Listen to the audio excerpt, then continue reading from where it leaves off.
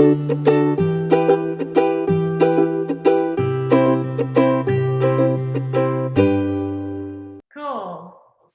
If I sound a little echoey, I hope I don't. It's because I had to run away from the front of the house where the New Orleans gas company decided they were going to drill my sidewalk right now.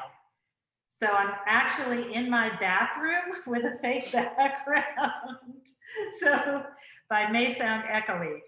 But the good news is we've got Liz for you, and it's really worked out to be such a great week where I'm calling this Get Your Shit Together week because of all the events we had that were all about getting your shit together. Gee, I don't know why I'm doing this right before the election.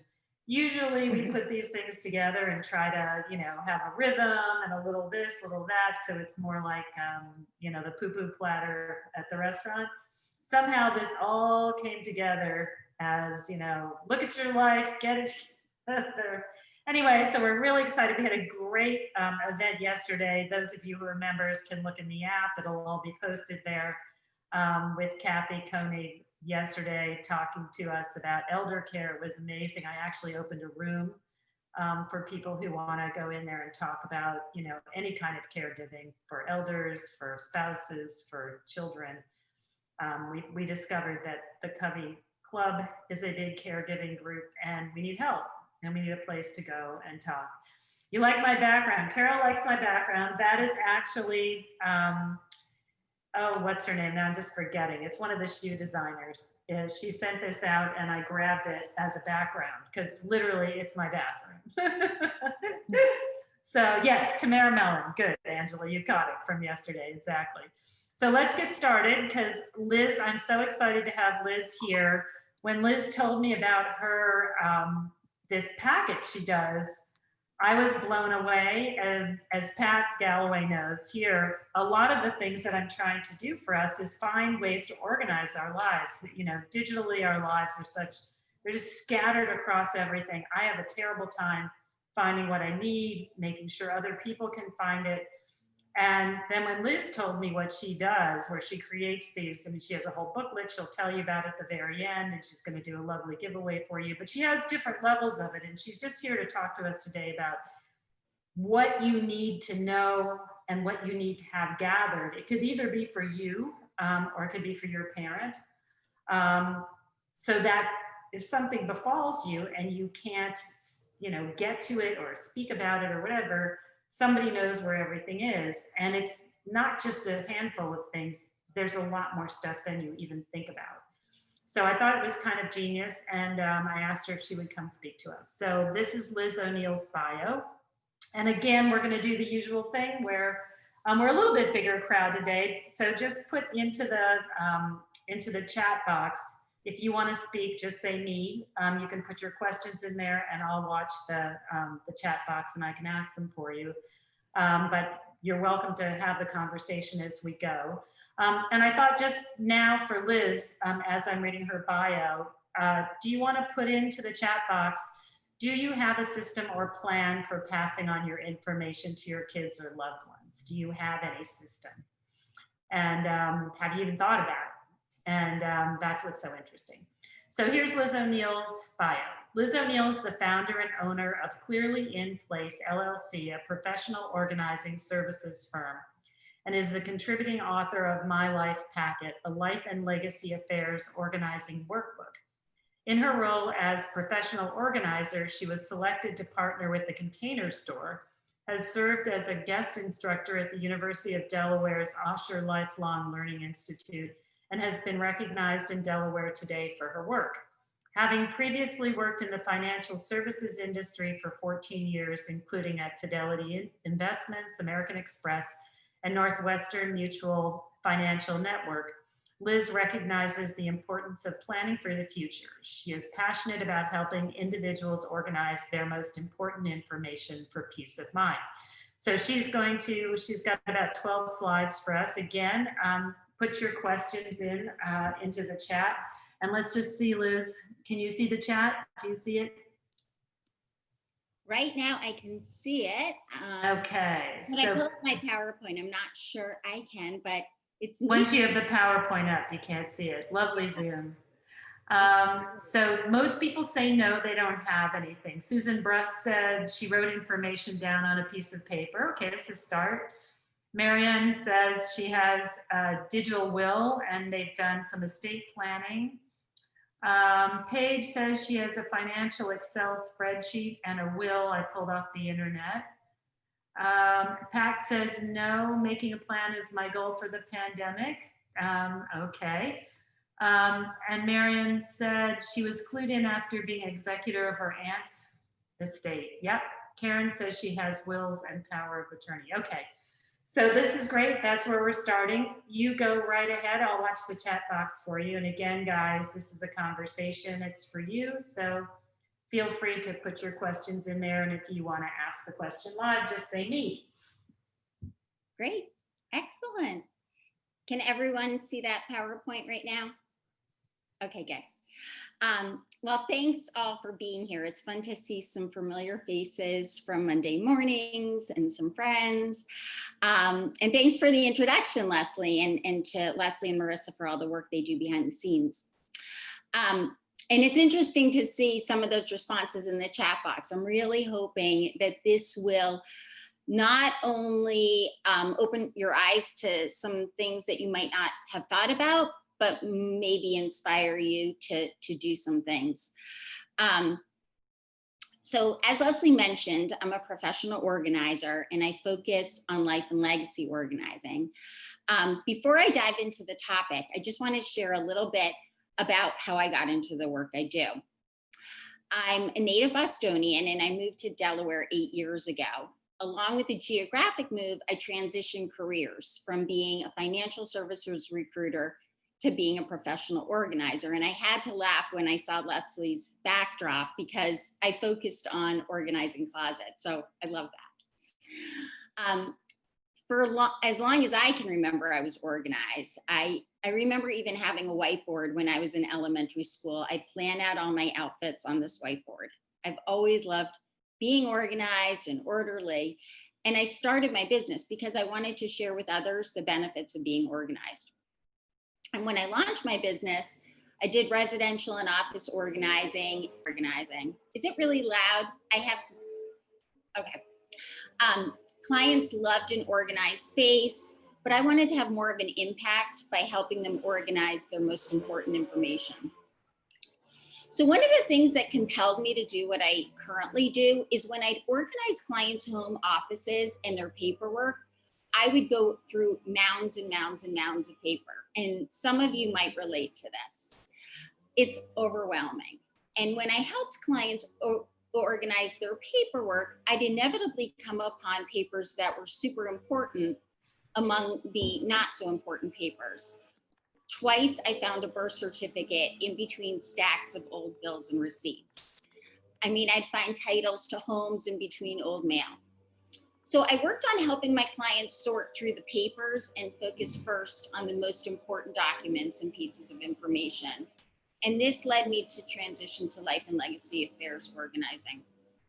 I'll get more into what that means in a minute, but for me, it was a great marriage of my background as a financial services recruiter and organizing. What's happening behind you? Yeah, perfect timing. I'm so organized. I didn't organize the fact that somebody would be blowing leaves off from our. Oh, you've got the leaf blower. Okay. All right. They should be going away in a minute. That's all right. I'll trade you the cement grinder for the leaf blower next. Okay. Okay. So the objectives for today, I'm going to talk about the why, the what, and the how. And my hope is that at the end of the time together, you'll learn about why life affairs is so important, what I think of as the big categories in terms of creating a checklist, and we'll go through some examples. And lastly, a brief overview of how to organize, document, store, and share. So I promised you a definition. Let me this. To me, life affairs organizing is about documenting your most critical information so that you and your loved ones have access to it when you need it. So notice that I didn't say if you need it. It's a matter of when you'll need it, because you will need it. And that's why it's just so important. I think it's safe to say that all of us have been in a situation where we couldn't locate something important in a timely fashion. Maybe it was an insurance policy or information for taxes, or maybe you couldn't remember a password. Wouldn't it be amazing if you knew where all your important documents and information were? Imagine if you had your plans figured out for whatever craziness life may throw at you next. That's the whole idea behind life and legacy affairs organizing. So having your family's personal, medical, and financial information readily available, it's more than just a convenience. So here are some examples as to why it's so important and when it can come in handy. So in a medical emergency, having the right information, like your medications, can save a life. In the event of a fire or a flood or a theft, accurate records are the key to reclaiming what's yours. Accurate financial information can certainly save you money. In a family crisis, having the right information can certainly provide peace of mind and allow for informed decision making.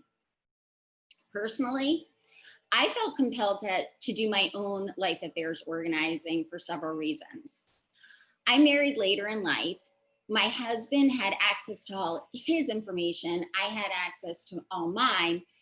And I really didn't like this feeling that I constantly had to ask him where certain account information was or the passwords. And I wanted to ensure that we could each easily access each other's information and the shared information, and both the big stuff and the little stuff. I also wanted it all in one place. Additionally, I'm the stepmom to 3 grown children, and my parents live a few hundred miles away. So as my family has grown, I wanted to make sure my loved ones knew where my critical information was in case of an emergency. And also, my parents had already done a great job with documenting their important things for my sister and me. So I wanted to acknowledge my appreciation for this gift that they've done and help others with organizing their life and legacy affairs. So at various times in our life, we will face transitions, both positive and negative ones. Not planning in advance for such events can really create stress, confusion, conflict, unnecessary expenses, like I said. But planning for these transitions can really create peace of mind. So by documenting information like insurance, passwords, service providers, medications, it can help you and others with knowledge and a sense of control during these times of transition. Like I said, there's always going to be transitions, some good, some not so good, some even terrible. And during these transitions, we really need information readily at hand. If you want to write in the chat box any questions, anytime, but also if you want to write in the chat box a transition time where you had what you didn't have the information that you would have liked to have had handy. Are there too many double negatives in that? Okay. Where you didn't have the information you would have handy. Or maybe you were prepared and you did have the information you needed. I'd love to see any stories you want to share. But what I mean by transitions are things like merging of a household, or households, I should say, marriage, birth of a child, moving, divorce, illness, a planned medical procedure, an unexpected medical event, an accident, a weather emergency, death of a family member. So those are kind of like those transition times where you'd want information. And some of you, I know Lesley and I talked several weeks ago, have had to deal with weather catastrophes this year or in the past. The recent storms and hurricanes in the South and certainly the horrific wildfires out West are so incredibly scary to hear about. Anytime I read particularly the wildfires, it was like, I can't even imagine having to just up and leave, and what information would you take with you, and would that be readily available? So by doing some preparation and planning in advance, you can at the very least have some peace of mind. So Liz, yeah, I have some things in the chat box for you. ooh, tell. So I was talking about getting, when we went to get our new driver's license in Louisiana, Jeff forgot that he didn't have an actual social security card, so he had to go back, which was a pain. Rebecca's saying when her husband went into the hospital and she had no idea where any of his medications were, we were on different insurance and I didn't have that information. I had no idea when his bills were due. Yeah, like all this stuff. Angela says needing to renew a passport and didn't have my birth certificate from Hong Kong.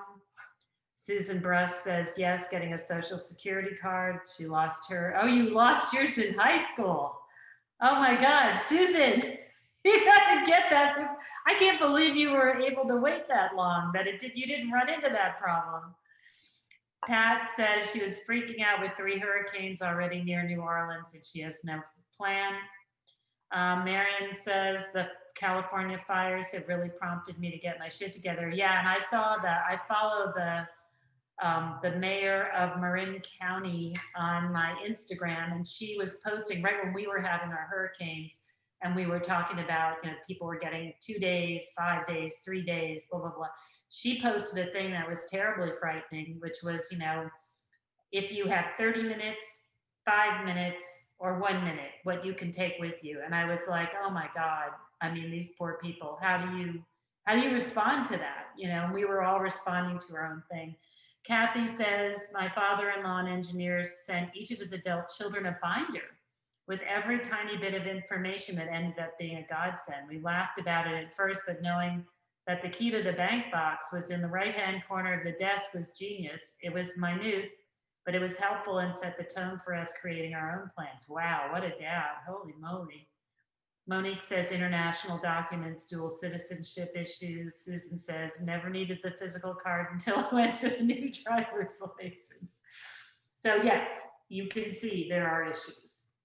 There are, because there's so many things to think about. And like, when would you need a social security card? Like, it's so easy to just put it in a drawer and forget about it. And that's awesome that, I'm sorry, I didn't catch the person's name whose father has the binder. That is what I try to inspire people to do. And like Lesley said, I have one, but there's just so much information. And until you're in a place where you need it, it's oftentimes kind of out of sight, out of mind. And it's not the kind of thing that people that often feel urgent at the time until it is urgent. So it's important, but oftentimes doesn't feel urgent. But by doing some preparations and planning in advance, you can at least have a plan. Like if you had to evacuate, Lesley was just talking about 30 minutes, 10 minutes, 5 minutes. Maybe things like having your health insurance and your homeowner's insurance account information documented, having certain supplies like batteries, water, canned goods. Also having a contingency plan where you'd stay. And so, there are a lot of things that you can't plan for, but having some basic information can really be a huge help. A colleague of mine who's a professional organizer had an unfortunate situation come up for her last year. She and her husband came home from a vacation to find the entire first floor of her home completely flooded. So as organized as she was, she had her important information scattered throughout the house, which just added a lot of stress to an already stressful situation. And the ordeal prompted her to organize her life affairs. It's funny, maybe some of you have had a document for babysitters. I can still picture my mom's cursive writing and how she had it laminated. She'd list the emergency phone numbers and our bedtimes and our favorite snacks. And my parents did this to serve as a guide and showed it to each babysitter. And so organizing your life and legacy affairs is similar. It provides you and other people important information. And so once you've done it, you or someone else can access it whenever it's needed. It is a lot of information. To help simplify it, I've broken it into 8 categories. In each category, there are items that might seem obvious to you and some that might not seem as obvious. And you should have received a handout.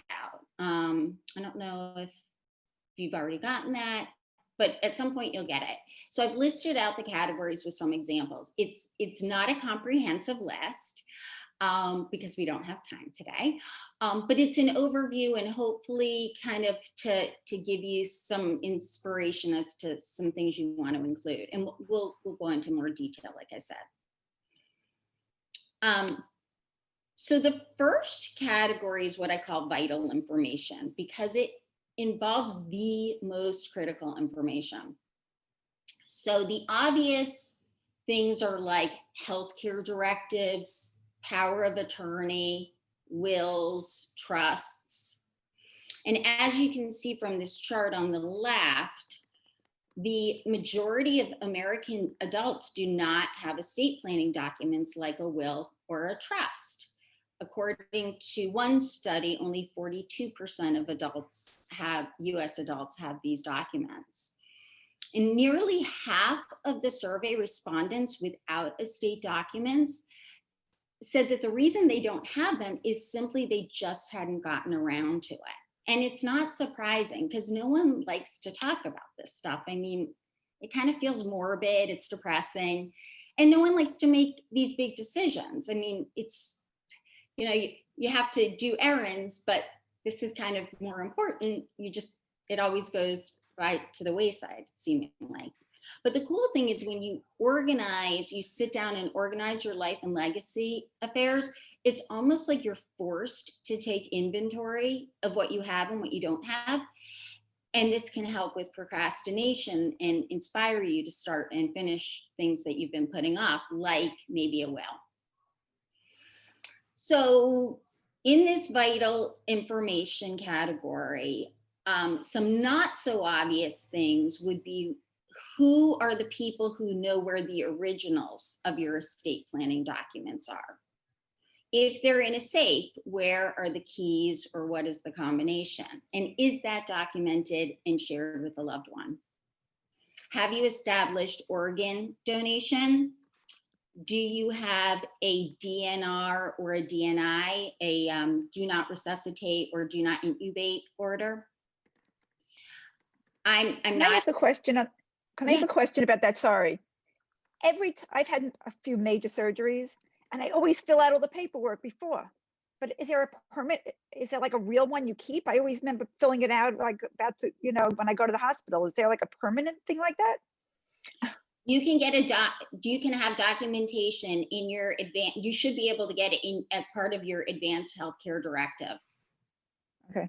Sorry, I didn't mean to interrupt, but I always want to know that. Okay. And even though you might have it, you know, for any hospitalization, they might have you fill out a separate one. Quick question, Liz. Is that called a living will? So advanced healthcare directive is encompassing of several different things. I don't want to get too much into definitions because I'm really not an attorney and I never want to misspeak. But a living will is certainly one of the things. I think everybody over the age of 18 should have a will, a healthcare directive, and a power of attorney. So the living will has to do with healthcare. Yeah. You can obviously work with an attorney to get these. There are also ways to kind of do it yourself, you know, go online and do a search. There's a organization called 5 Wishes, and it's like $5. agingwithdignity.org is the website. You can get some information there about all of this. And so it's important to not only do it, but also it's highly recommended to review it over several years. And again, sharing the location of the originals with loved ones is super, super important. Liz, do you recommend that it be digital and printed, just in case digital's out, or just in case the printed's washed away or burned up or something? Absolutely. So you'll want the originals, because sometimes people will need the originals, but you also want to have copies of the signed, of everything signed. I love having them digitally, because what we talked about, in case of emergency, you have to leave, especially if you have them in a secure manner in the cloud. And we'll talk about that later in terms of how to store and share information. But yes, that's important. And especially with things like executors, they need to have copies too. They need to know where the originals are, but they also need to have copies. They need hard copies, original hard copies? They can have digital copies. Oh, As okay. long as, the original might be in a safe somewhere. Okay. They should have either printed off copies or digital copies. Or again, let them know where those copies are. Like almost provide a roadmap. And we'll talk more about like how these roadmaps work, because that's the key to life and legacy affairs organizing.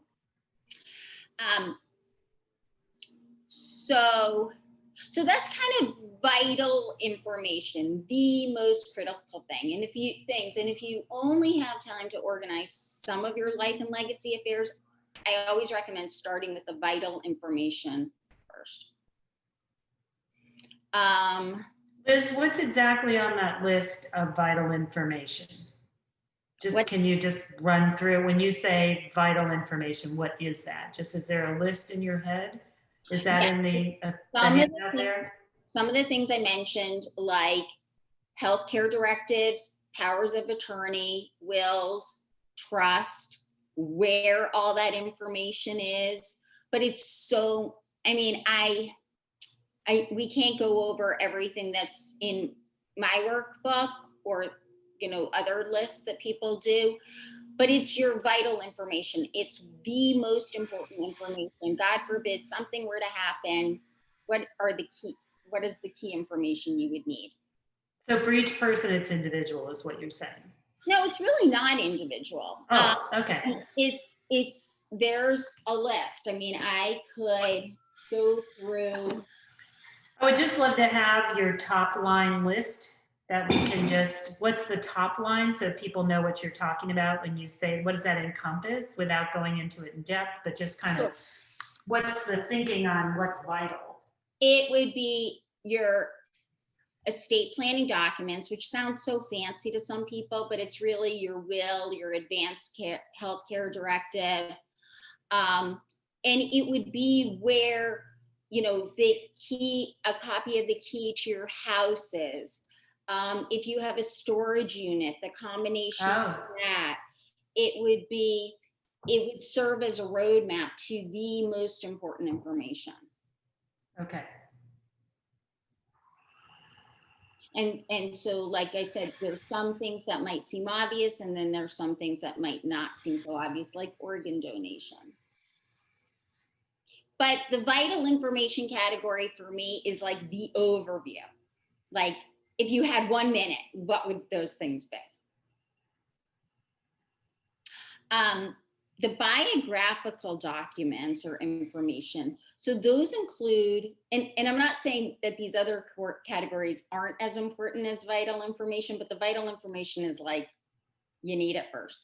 The biographical information is the location of your birth certificate, the location of your passport, and the location of your marriage certificate. It also includes a list of your medications and names of family members. The not so obvious things in this category, a list of what vaccinations you've had and when you've had them, the location of your social security card. It sounds like that came up in the chat box. the microchip number for your pet. A client Wow. told, well, because what if something happened with your pet? So when you think about life and legacy affairs organizing, it's not just information like when you pass away. It's information that would be so great to have handy at any point.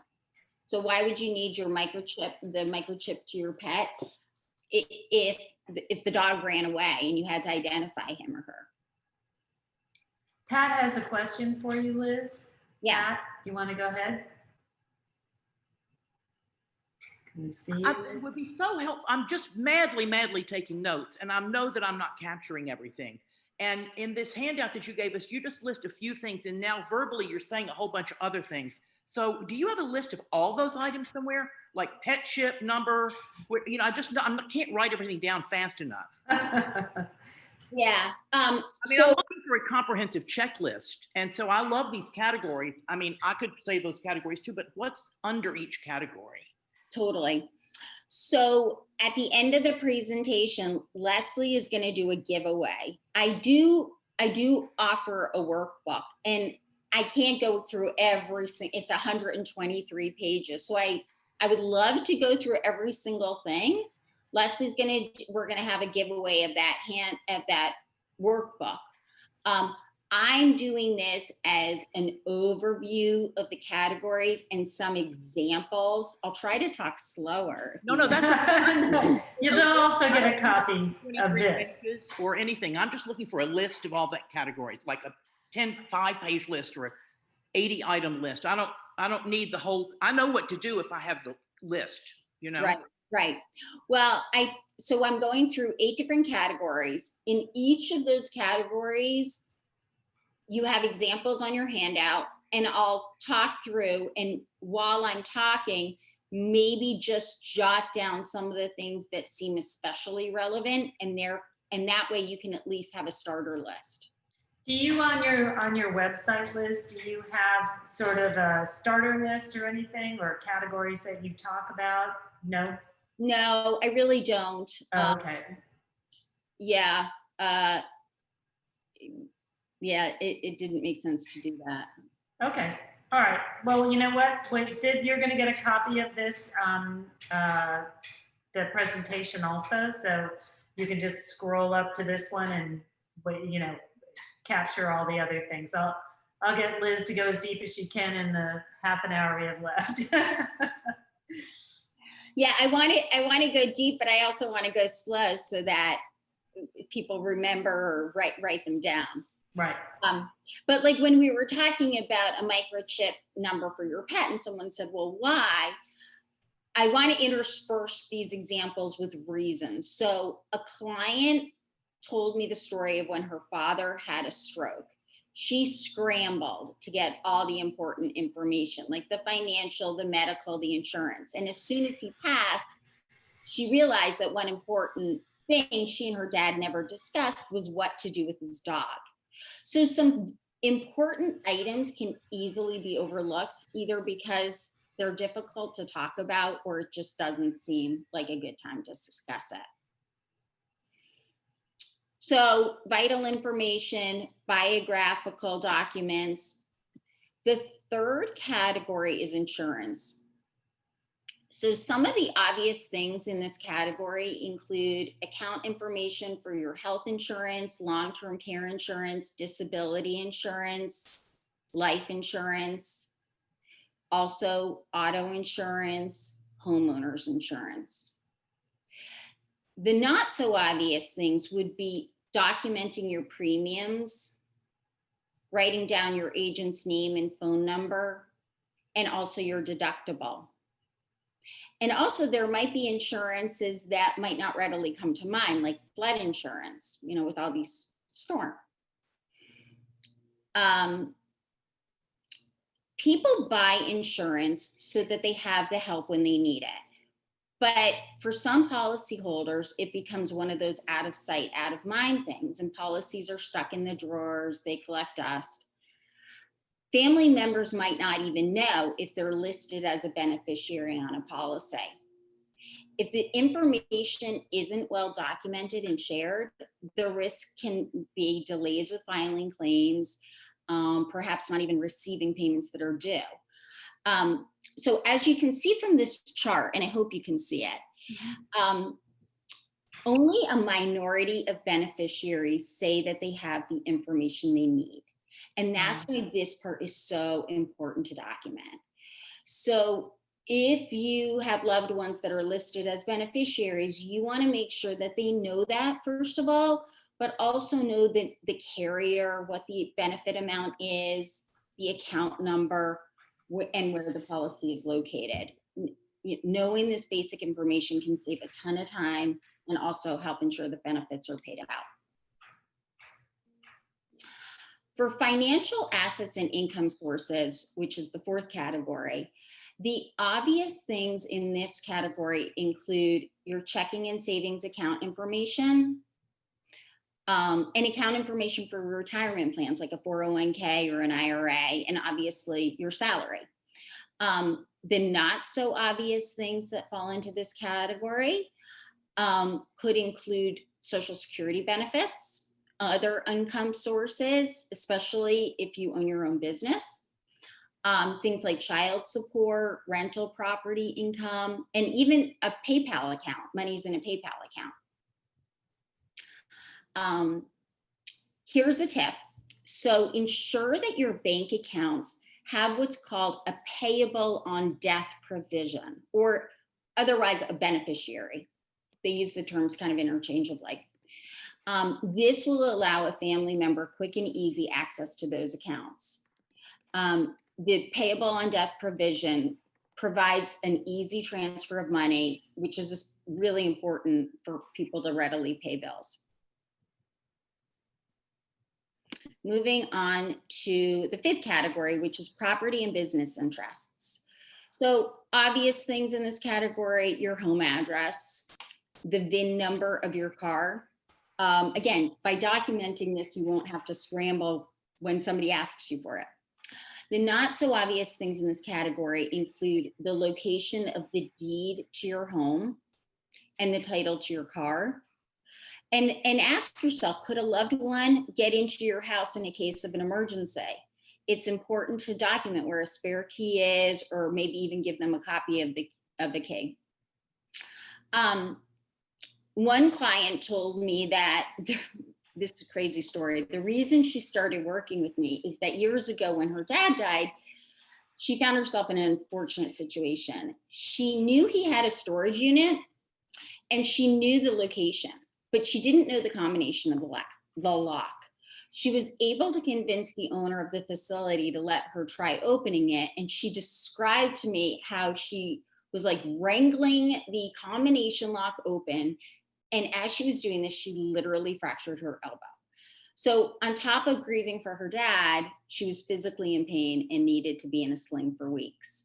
And I share this story to illustrate the importance of documenting this, not only for yourself, but also for others. Debts and bills is the sixth category. The obvious things like credit cards, student loans, utility bills, your mortgage. The not so obvious is how you pay the loan. Is it on auto pay? What's the amount you pay? What's the total debt? If you're a business owner, you may have a website or other digital services that you have on auto pay. Here's another tip. So I advise my clients to make a photocopy of the contents of your wallet, the credit cards and like, I don't know, your insurance card, front and back. And again, keeping this information in one central location. And again, we'll talk about storage and sharing in a little bit.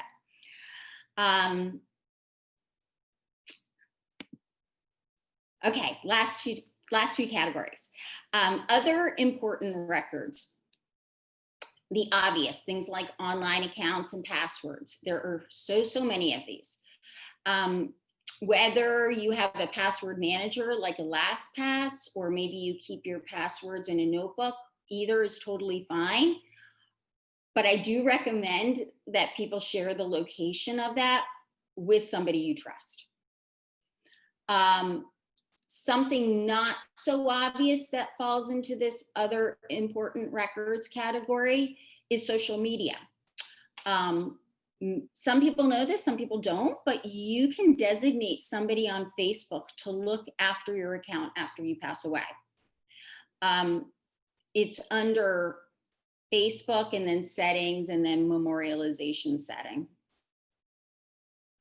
Another not so obvious item, but I think is very important that falls into this category is household inventory. So I recommend that if you have a smartphone, you literally walk around your house, take a video, go room by room, save that video, and then again, document where that video is, whether it's in Google Drive or Evernote. Have it somewhere. And last but not least, end of life planning.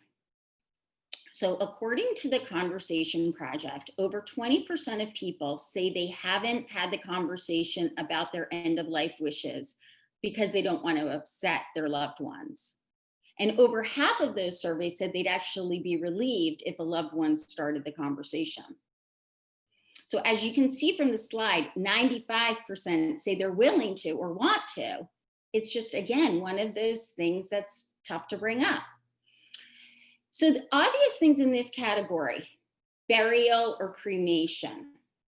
And then where would you like to be buried? Where would you like your ashes spread? There are options and they're tough. Again, they're big decisions to be made. I even learned about a company that takes ashes, pressurizes them into diamonds. Oh, you've heard about it, Lesley? I thought that was a great idea, which was, you know, I'm coming back as a jewel and you can wear me. Yeah, you can wear, like, I thought it was so neat. But the big problem is if you get robbed and you have to call the police and say someone stole mother. That's true. I hadn't thought about how awkward that could be. Yeah, so it's about those things, but it's also documenting what would you like your obituary to say. Legacy letters that you might want to write to loved ones. There's just already enough stress and heartache when a loved one passes. Sharing these last wishes, and even, you know, like I said, information on how to write an obituary is such a gift. It's easier to think about these priorities in terms of end of life when it's abstract, and it gets much more complicated and stressful to think about what you would do in the midst of a crisis. I think COVID has made many of us think about our own and our loved ones' mortality. And there's so much detail you can get into. What music would you like played at your funeral? I have mine picked out. So if you're at my funeral, which I hope is not soon, and you don't hear Billy Joel's song Lullaby in it, then someone has not read my list. For me, it's about thinking through what's important and passing that along. So documenting your wishes, having the conversations, it can really help alleviate guilt and provide clear direction. So that's Kathy, I'm going to just interrupt you for a second, Liz. Kathy says documenting wishes and references will also help hopefully decrease some fussing between people who disagree about what they want. That you've already got so much, you know, stress already, right? Mm-hmm. Absolutely. So that's an overview of the categories. And again, I know I didn't go into detail with all of the items, but hopefully I gave you an overview of what I think of the 8 categories are. Some examples of the obvious, some examples of the not so obvious. But like I've said several times during our chat together, it's not enough for you just to have it. You want to make sure that it's all put together. So I use the acronym DOCS, as in documents, DOCS, to help with this. Again, this is included in your handout. So first you want a D for document what you already have. And what I mean by that is take inventory of the information, the documents, the resources you have. Like after this presentation, you might say, okay, where is my will, or where's the copies of the spare keys? Document it. Next, you'll O for organize by creating a system that includes details and also serves as a roadmap. And what I mean by that is one document or workbook that guides you to where the information is. So not all of your information is going to be stored in that one place, because it really doesn't make sense to keep all the original copies of your estate planning with your spare keys, with your passport, with your driver's license. You know, some of these things you need on a regular basis, and some things you might only have to access on rare occasion. And some of them have to be more secure than others. But if you think about having one place that either lists all the stuff or lists where they are, that is awesome. In terms of where they are, you know, try to limit yourself to maybe 3 to 5 designated areas. Say, you know, one safe, one filing cabinet, and a special drawer in your house. Something like that. I mean, obviously your driver's license is going to be in your wallet, but again, in this roadmap, you'll say where that is. The C is for consider any additional documents or pieces of information you don't have, but you want to get or you want to do. So like maybe you want flood insurance, or maybe you've been procrastinating about writing your end of life wishes. Those are the kinds of things you want to consider. And last, but not least, you want to S for store and share. So in terms of storing, you can either go old school and have a piece of paper and just write it all out, or an Excel spreadsheet. You can do it digitally, store it in the cloud or on your computer or on a flash drive. I love the flash drive because then you can put it in a safe. Oh, So it's digital, but you can put it in a safe. that's interesting. And you can make a copy of that flash drive and maybe give to a loved one. And I would also recommend password protecting that flash drive or the contents of it. So there's lots of different options. There are benefits and challenges to some of them. The key is your comfort level with technology, how often you travel, and where geographically your loved ones are. You definitely want to make sure it's secure and private, but it's also shareable. So that's like the balance, right?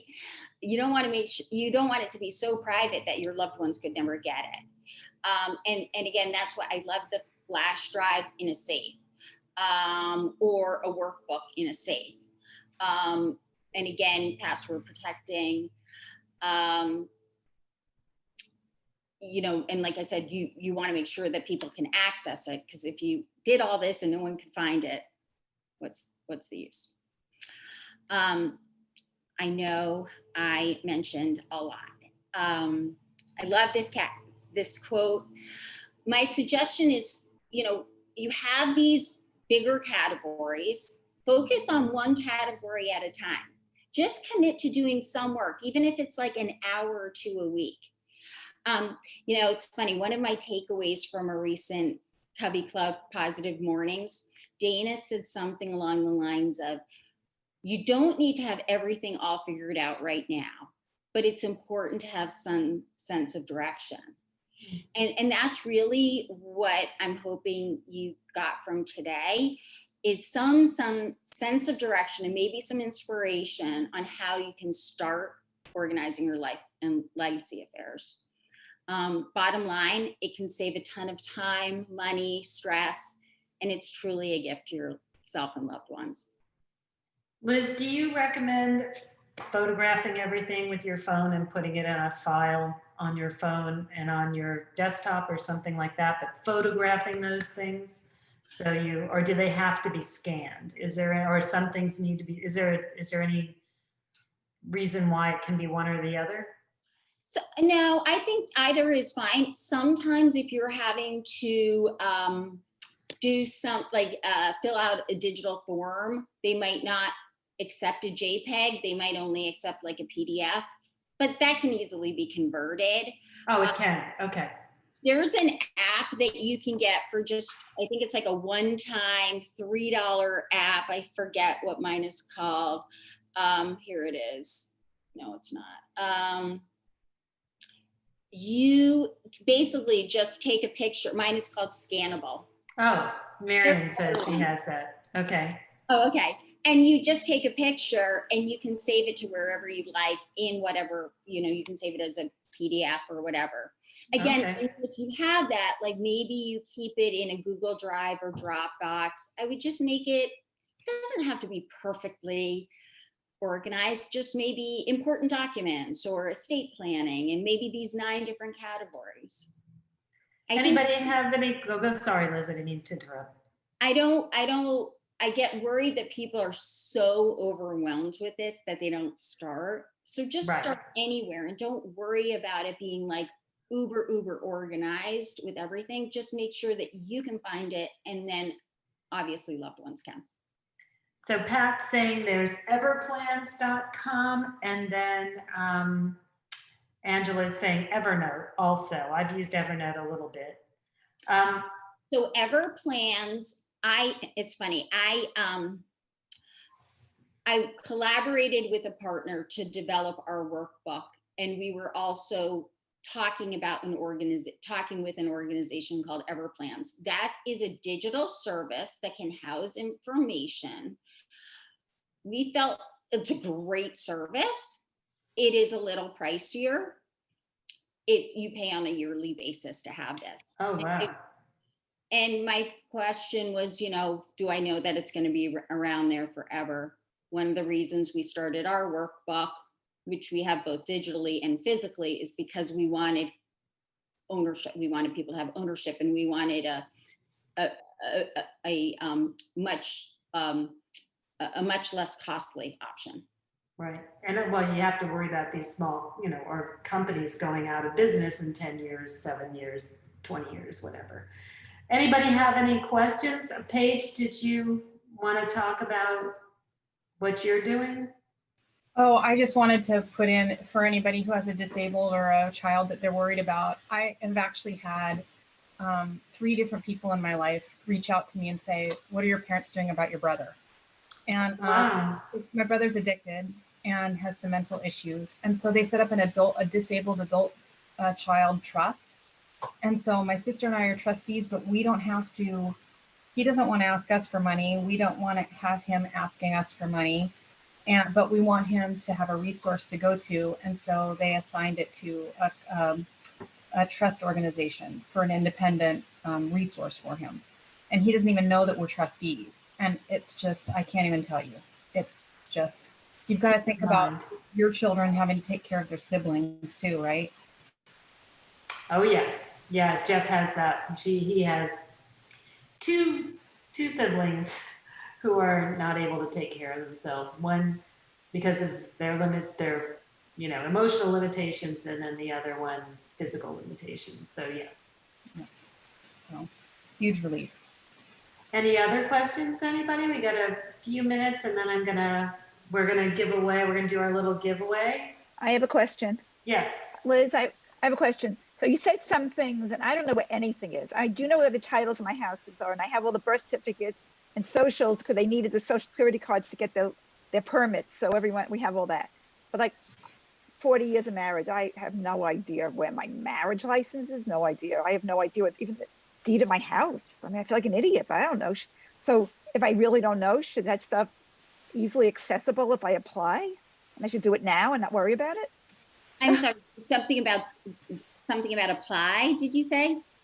I'm saying, how do you get them? Do you apply to like when I needed a birth certificate, I just called my local place and I got it. So if you need those documents, where are they?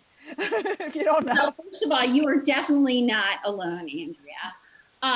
First of all, I'd focus on what you already have, because otherwise it's just going to be too overwhelming, right? You did list some of the things that you already have, and then write down a list of the things that you don't have, and literally write them down in a list, because then I think it's less overwhelming. And then decide which of those takes priority. And so if it's your marriage certificate, maybe you actually do have that. Maybe your husband knows where it is. And if he, no, Definitely not. and if he doesn't have it, then it requires a call to, I can't think right now of the department in your state. It requires Okay. a call, and you have to fill out some paperwork and maybe pay a little fee. But yeah, and then so come up with like an action plan for each of those depending upon its priority. Okay, thank you. I just wanted to say thank you to Liz. Thank you, Liz, for that. That's great stuff. And the download we put in there into the chat space, you can download. That's the basic list of stuff. We also give you how to reach Liz if you want to reach her, and her website. And then I'll just tell you what's coming up for next week. Positive Mornings. If any of you have not been on Positive Mornings, make time. It really sets up your week. You get our two fabulous reinvention coaches, Wendy and Dana. You get a tool, you get a meditation, and you get we're gonna really need some positive attitudes going forward. So please come, bring friends, it's free. And then we have, because I'm doing a whole week of mental health for the voting week, we're starting with Monday, October 26th at 8 p.m. I have our wonderful Dr. Cecilia Dentino and Hannah Murray Starobin. They're two psychologists that do Twisting the Plot, which is talking to older women about how to manage their lives. They are wonderful. And they are going to come talk about accessing your courage, strength, and grace during times of uncertainty. And I'm really excited to have them. And then on October 27th, you've probably heard of Gretchen Rubin. She's very famous. She's going to come talk about the secrets that drive you, explaining the 4 tendencies personality framework. And that's her book. That's her whole way of dividing people up and showing you how to interact with each other. I'm just really excited that she's going to come and talk to us. And then on Wednesday, October 28th at 2 p.m., Pivoting in a Pandemic, How to Thrive During and After a Career Change. And that's Kelly Holland, who's our CFA financial stress coach, who doesn't have financial stress. She's really terrific. And then we have How Serendipity Can Improve Your Life in an Age of Uncertainty. And that's Thursday, October 29th at 2 p.m. And that's Dr. Christian Bush, who's an author, speaker, and director of the Global Economy Program at NYU's Center for Global Affairs. Again, all of this stuff will be recapped for you in the letter from Lesley. Make sure you're signed up for our letter that comes out, and now it's twice a week, so that you can stay up with all the stuff people were saying that they needed to be reminded more. So now we're doing 2, so that you can be sure to stay up on it. And all these are listed and they're constantly changing. Go to the CoveyClub website, hit attend. It's all there. And as we add new things, they'll be there as well.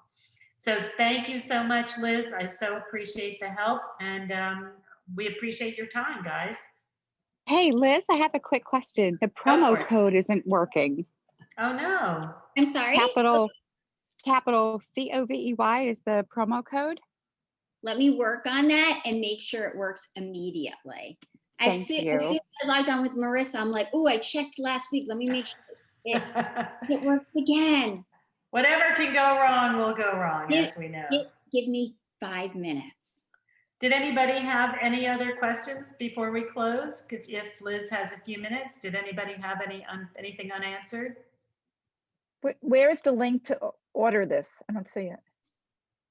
I'm going to type it. I think Marissa put that. Might have been. Did you put it in there, Marissa? It's on the bottom of the document on the website. Oh, I didn't bottom of the document. I didn't see the document. Okay. I just put it in the chat box, and the coupon code, which I can't see right now. I think it was Covey, if I'm not mistaken. Marissa, do you know? Yes, it was Covey. Okay, so use the coupon code. So it's www.mylifepacket.com, and you use the coupon code Covey And give COD. 5 minutes for that to make sure you guys get the discount. Great. Awesome. Any other questions, guys, before we go? Nope. Thank you all. Have a great day. Thanks for joining us. Thank you, Liz. That was terrific. Now I got my weekends full. Pat, I can't play. I'm going to be organizing. All right, guys, take care. Bye. Bye.